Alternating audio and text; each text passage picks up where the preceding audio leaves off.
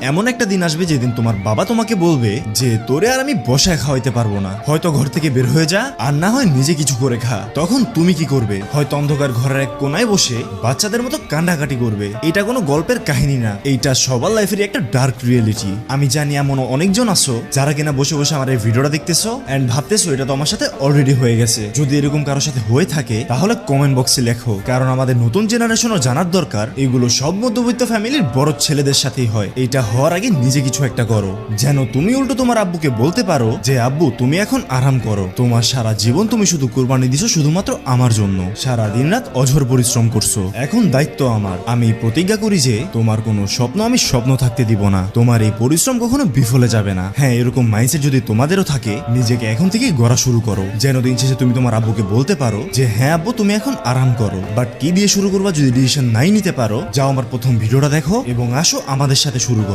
না তোমাকে মেধাবী হওয়া লাগবে না, শুধুমাত্র নিজের ভেতর ধৈর্য রাখো, একটু স্ট্রাগল দিও এন্ড একটু ডিসিপ্লিন আইনো। হ্যাঁ, আমি তোমাকে কথা দিলাম তোমার এই স্ট্রাগল কখনো বিফলে যাবে না।